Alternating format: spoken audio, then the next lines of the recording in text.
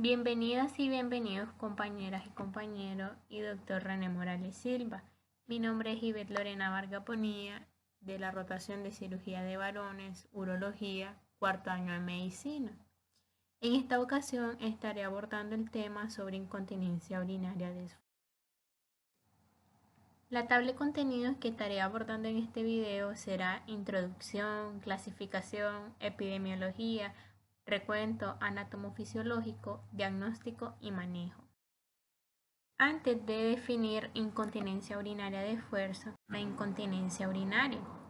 La Sociedad Internacional de Continencia define a la incontinencia urinaria como la pérdida involuntaria de la orina a través de la uretra, que es demostrable de forma objetiva y es de tal magnitud que constituye un problema tanto higiénico como social en la vida del paciente.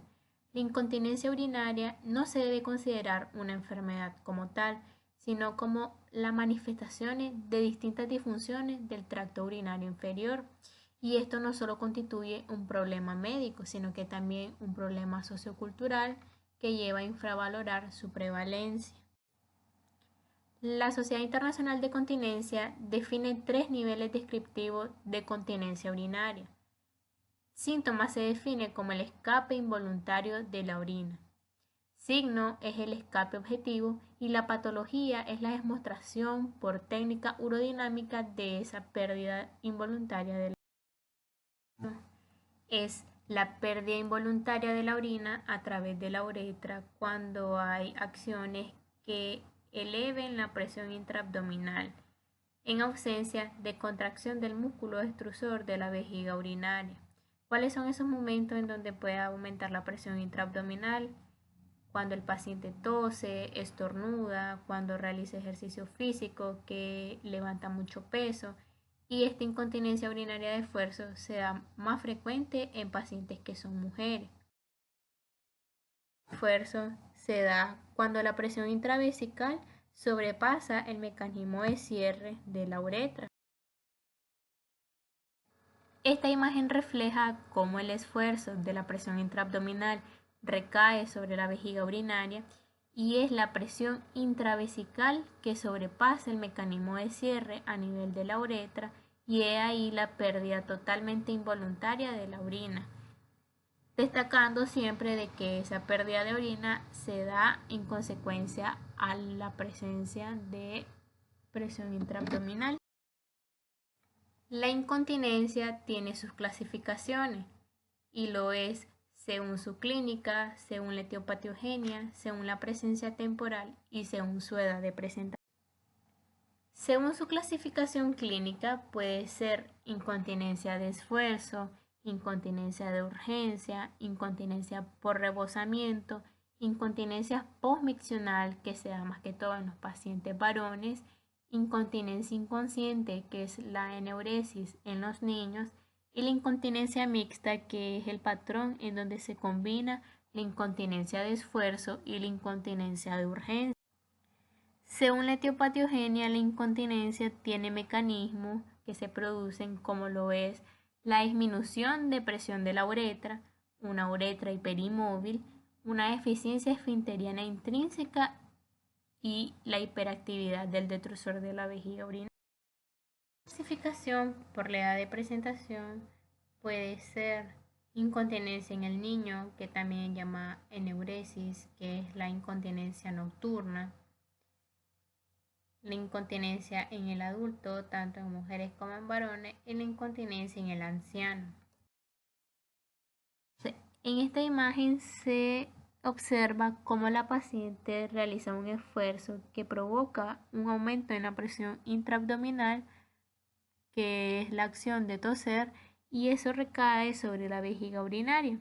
Entonces la presión intravesical sobrepasa la presión que está a nivel de la uretra y es ahí la pérdida involuntaria de. En la epidemiología de la incontinencia urinaria de esfuerzo, la incidencia en los distintos estudios es variable y esto no solo por la tendencia o por motivos culturales a ocultar su padecimiento, sino también por la problemática de la definición y la metodología de los mismos. La incontinencia urinaria es un problema frecuente que aumenta con la edad, siendo especialmente relevante a partir de la década de los 60. Este es un gráfico que tiene como título Prevalencia de incontinencia urinaria, pero esta incontinencia urinaria es en general, abarcando todos sus tipos de clasificaciones.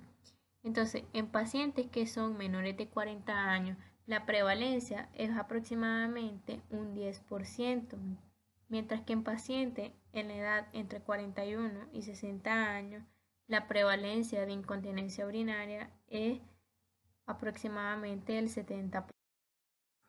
En este gráfico, el cual tiene como título la prevalencia de incontinencia urinaria según la clasificación clínica, la incontinencia urinaria mixta, que es en donde está el patrón de incontinencia urinaria de esfuerzo y de incontinencia urinaria de urgencia, conforma del 30 al 40% del total de todos los tipos de incontinencia según su clasificación. Y la incontinencia urinaria de esfuerzo es del 10 al 20% del total de la prevalencia de la incontinencia urinaria. El recuerdo anatomofisiopatológico del aparato urinario inferior y del suelo pélvico resulta una importante estructura anatómica a reconocer en el mecanismo de la incontinencia urinaria de esfuerzo. En esta imagen se observa un suelo pélvico femenino y un suelo pélvico masculino. El suelo pélvico tiene la función de sostén tanto de las vísceras abdominales como las pélvicas, como la vejiga urinaria, la uretra, el recto y en el caso de las mujeres, de la vagina. Cuando el suelo pélvico está debilitado, como se observa en la imagen de la derecha, se observa un descenso con respecto a su nivel anatómico y la debilidad de este suelo pélvico da lugar a lo que es la incontinencia urinaria. El suelo pélvico va a ser el conjunto de músculo, fascia, aponeurosis y tendones que brindan en conjunto la función del sostén de la cavidad abdominal y pélvica con sus vísceras. En esta estructura es importante destacar el músculo elevador del ano, que está conformado por el músculo iliococcigio, el músculo puborectal y el músculo pubo. Importante reconocer la inervación tanto somática, que es la voluntaria, como la visceral, que es la involuntaria de la vejiga urinaria. Esto es para una mejor comprensión de la incontinencia, que es la pérdida involuntaria de la orina a través de la uretra. Entonces, en la inervación somática están las metámeras del nervio sacro 2, sacro 3 y sacro 4, que esto inervan al esfínter externo de la uretra y al músculo elevador del ano. Estos tienen su centro de integración superior a nivel de la motoneurona alfa del núcleo de Knof y lo controla también la vía piramidal. Cuando estas metámeras se unen, entonces conforman a los nervios pudendo. Los nervios pudendo tienen el poder de decisión de orina tras la sensación del deseo miccional, es decir, la persona toma la decisión de ir al baño a orinar ya cuando siente el deseo de la micción. Su centro superior de integración es la corteza prefrontal y sus núcleos. En la parte visceral están los nervios parasimpáticos, sacro 2, sacro 3 y sacro 4, y eso inerva y permite la contracción del detrusor de la vejiga urinaria y de la relajación de los esfínteres. Asimismo, los nervios torácicos 12, el lumbar 1, el lumbar 2 y el L3 inervan a lo que es el esfínter interno. Y estas dos partes de la inervación visceral, su centro de integración es a nivel del puente. En esta imagen se pueden observar las metámeras del S2, S3 y S4 y los nervios pudendos que conforman la parte somática de la inervación del tracto urinario inferior. Fisiología y fisiopatología básica de la continencia y la micción. Desde un punto de vista anatómico y un punto de vista funcional, vamos a ver la fase de continencia y la fase. Desde un punto de vista anatómico, la continencia va a consistir en la viscoelasticidad del detrusor de la vejiga urinaria, que es una acción de acomodación, y una acción de coaptación, que es la resistencia pasiva del tracto de salida. La fase de la micción va a consistir en la viscoelasticidad del detrusor de la vejiga urinaria y de la conductancia del tracto de salida, es decir, de que no haya ningún tipo de obstrucción. Desde el punto de vista funcional, la continencia es la ausencia de contracciones vesicales y de un cierre esfinteriano activo, mientras que la fase de micción va a consistir en la contracción del detrusor de la vejiga urinaria y la apertura del aparato esfinteriano. Hay una teoría que plantea la incontinencia urinaria de esfuerzo. Esta teoría fue propuesta por Delancey en 1994. Él fue un médico quien se dedicó a un estudio minucioso de la pelvis femenina con ayuda de un método diagnóstico que fue la resonancia magnética. La teoría de la hamaca que fue propuesta indica que la fascia pubocervical, que es la que se encuentra enmarcada en rosado, provee un soporte en forma de hamaca para el cuello de la vejiga urinaria, para la uretra y para la vagina en las mujeres. Esta fascia pubocervical es un punto firme para la comprensión proximal de la uretra, mientras se da el incremento de la presión intraabdominal.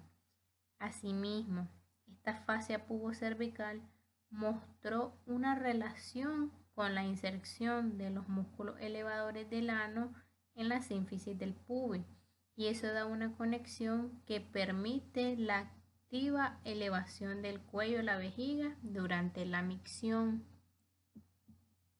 Los ligamentos pubouretrales, que son los que se muestran con las letras iniciales en mayúscula PU, durante la fase de llenado, la vejiga urinaria se encuentra en una posición alta con respecto a su nivel anatómico. Entonces, el ligamento pubouretral más los músculos elevadores del ano mantienen la contracción del cuello de la vejiga urinaria. Cuando se vacía la vejiga urinaria, entonces desciende el cuello de la vejiga y los ligamentos pubouretrales dan ese correcto sostén, y es importante tanto en la fase de llenado como en la fase de la micción. Las causas de la incontinencia urinaria de esfuerzo, en primer lugar se encuentra el embarazo, más que todo en las mujeres que tienen parto vía vaginal. Esto por el debilitamiento del suelo pélvico, ya que el suelo pélvico, recordemos que es el sostén tanto de las vísceras abdominales como pélvicas, y durante el embarazo se da un mayor grado de sostén por el feto y eso debilita el suelo de la pelvis. La obesidad también por el acúmulo de tejido adiposo, eso provoca una mayor presión intraabdominal. Levantar mucho peso, como por ejemplo en la actividad física, en actividades de gimnasio. Otra de las causas es la tos crónica, el estreñimiento. Y con respecto a la edad, se ha demostrado que a mayor edad hay mayor factor de riesgo de padecer incontinencia urinaria. Todos estos factores tienen en común que aumentan la presión intraabdominal. El diagnóstico. En primer lugar, se realiza una anamnesis, la cual va a estar orientada a la evaluación de las características de la incontinencia, es decir, interrogar al paciente y llegar a cuál es el factor que le desencadena esa incontinencia, si se da durante los esfuerzos, como lo es la tos o levantar peso, y hay elementos auxiliares que ayudan a caracterizar a la incontinencia. El ICSIQ es el International Consultation on Incontinence Questionnaire, que es un cuestionario autoadministrado que identifica a las personas con incontinencia y el impacto en la calidad de vida. La puntuación va a consistir en sumar las preguntas 1, 2 y 3. Todo valor superior a 0 es diagnóstico para incontinencia urinaria. Entonces, las 3 preguntas que se suman van a ser: la primera, ¿con qué frecuencia pierde orina? El paciente tiene que marcar una única respuesta. Cuando nunca es 0 puntos, una vez a la semana 1 punto, 2-3 veces a la semana 2 puntos, una vez al día 3 puntos, varias veces al día 4 puntos y continuamente 5 puntos. La segunda pregunta es: indique su opinión acerca de la cantidad de orina que usted cree que se le escapa, es decir, la cantidad de orina que pierde habitualmente, tanto si lleva protección o no. Esto es decir, en el caso de los Pampers. Entonces, no se me escapa nada es igual a 0 puntos. Muy poca cantidad, 2 puntos. Una cantidad moderada, 4 puntos. Mucha cantidad, 6 puntos. La tercera pregunta es: ¿en qué medida estos escapes de orina que tiene han afectado su vida diaria? Entonces, del 1 al 10, 1 es nada y 10 es mucho. El paciente debe encerrar el puntaje que él cree que ha afectado su vida diaria. La cuarta pregunta es: ¿cuándo pierde orina el paciente? Es decir, no pierde orina antes de llegar al servicio, pierde orina al toser o estornudar, pierde orina mientras duerme, al realizar esfuerzo físico, ejercicio, pierde orina cuando termina de orinar y ya se ha vestido, pierde orina sin motivo evidente y pierde orina de forma continua. Hay otros cuestionarios como es el UDI-6, el cual significa Urogenital Distress Inventory, es decir, el sufrimiento urogenital, el cual consiste en 6 preguntas en cual el puntaje va a ser 0, no aparece síntoma, 1, aparece el síntoma sin molestia, 2 puntos, síntoma aparece con molestia, 3, el síntoma es con moderada molestia y 4, síntoma con mucha molestia. Las preguntas son: la primera, la necesidad de orinar frecuentemente. 2, pérdida de orina unidas a una sensación de urgencia. 3, pérdida de orina cuando realiza una actividad física, estornuda o tose. 4, pérdida de orina en pequeñas cantidades, gotitas. 5, dificultad para vaciar la vejiga. 6, dolor e incomodidad en la parte inferior del abdomen o en la zona genital. El otro cuestionario es el IIQ-7, el Incontinence Impact Questionnaire, que es el cuestionario de impacto de la incontinencia. Va a tener 7 preguntas y el puntaje es 0, que significa nada, 1, poco, 2, moderadamente y 3, mucho. La primera pregunta es: capacidad de realizar las tareas domésticas, como cocinar, limpiar, lavar. Actividad física de recreo como caminar, nadar o algún ejercicio. 3. Actividades de ocio, ir al cine, concierto, etc. Cuarta, capacidad de viajar en coche o en autobús a más de 30 minutos de su hogar. Quinto, participación en actividades sociales fuera del hogar. Sexta, salud emocional, nerviosismo, depresión. 7. Le provoca frustración. Todo puntaje superior a 0 es diagnóstico para incontinencia urinaria. Otro momento importante del diagnóstico es el examen físico, en donde debe haber una adecuada inspección, palpación y percusión del abdomen, en búsqueda de masa, en búsqueda de dolor. Observar si existe o no atrofia genital. Esto es importante en las mujeres, realizar un examen ginecológico para ver esa atrofia genital. Asimismo, observar si hay leucorrea, es decir, flujo vaginal, debido a infecciones genitales. También realizar lo que es la detección de prolapsos de órganos pélvicos, incluir un tacto vaginal y revisar los anexos en búsqueda de dolores y en busca de masa. En varones y en mujeres se debe incluir el tacto rectal, esto para evaluar el tono del esfínter del ano, búsqueda de hemorroides. Asimismo, se le pide al paciente que haga maniobras de Valsalva, es decir, maniobras de esfuerzo. Eso con el objetivo de buscar la pérdida involuntaria de la orina. Y también se puede realizar la prueba del Q-tip, el cual consiste en insertar un hisopo en la uretra para valorar el grado de movilidad de la uretra. Si es más de 30 grados, significa que es una uretra hiperinmóvil y eso se da cuando se realizan las maniobras de Valsalva. El examen neurológico es importante para determinar la sensibilidad de la parte del perineo y de los miembros inferiores, así también demostrar la actividad motora. Es por eso que fue importante destacar la inervación somática y visceral del aparato urinario inferior previamente. En el examen neurológico entonces se va a buscar el reflejo bulbocavernoso, el cual es comprimir el glande en los varones y comprimir el clítoris en las mujeres, y se busca la contracción del esfínter del ano. Eso demuestra la conservación de la parte de inervación del nervio S2, S3 y S4. En los varones casi el 100% se encuentra y en las mujeres en aproximadamente un 70%. El reflejo cremastérico consiste en estimular la piel superior interna del muslo y eso da lugar a la contracción del músculo cremaster de ese mismo lado. Es un reflejo positivo si se muestra un ascenso del testículo ipsilateral y eso demuestra de que la metámera del nervio sacro 2 y sacro 3 están intactas.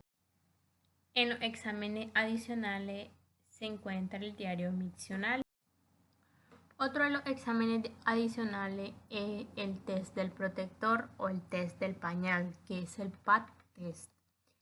Eso va a consistir en que el paciente debe tener una báscula para medir el pamper seco y el pamper ya cuando tiene la orina. Si el pamper mide menos de 100 gramos en 24 horas, es una pérdida leve. Si el pamper mide entre 100 a 400 gramos en esas 24 horas, es una pérdida moderada. Y si el pamper mide más de 400 gramos, es una pérdida severa. Otro de los exámenes adicionales es el estudio urodinámico. Tiene flujometría miccional,cistomanometría, presión de fuga, test de presión de flujo y video urodinamia. La flujometría miccional es la exploración más básica que se realiza aprovechando los deseos de micción del paciente. La flujometría se define como el volumen de líquido evacuado por la uretra en una unidad de tiempo establecido. Es importante determinar la cifra de flujo, que es el flujo máximo, y la morfología de la curva. Cuando se da la incontinencia urinaria de esfuerzo, el flujo máximo es elevado y la curva es alta y corta. Lacistomanometría es la representación gráfica de los cambios de presión de la vejiga con respecto al volumen. Se valora la acomodación, el control del detrusor, la sensación y capacidad. Con ella se detecta la presencia de inestabilidad vesical, que son contracciones involuntarias que se asocian a fugas. La incontinencia urinaria de esfuerzo aparece en fugas y pujos en ausencia de contracción del detrusor. Otro medio del estudio urodinámico es la videourodinamia, en donde hay una exploración radiológica más urodinámica del tracto urinario inferior que se utiliza un medio de contraste radiológico y mediante la imagen y la presión vesical se obtiene el flujo de emisión. El manejo.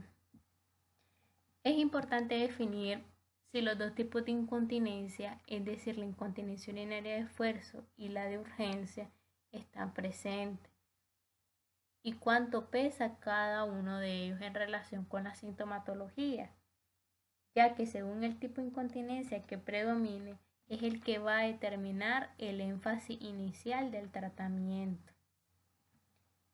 Las líneas de manejo, en primer lugar, están los cambios de estilo de vida, en donde se le dice al paciente que debe de restringir los líquidos en cierto volumen.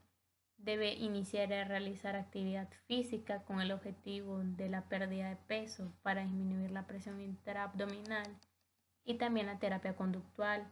La terapia conductual consiste en una reeducación de los hábitos de micción, es decir, orinar con horario, ir al baño hasta que sea una urgencia y restringir la ingesta de líquidos.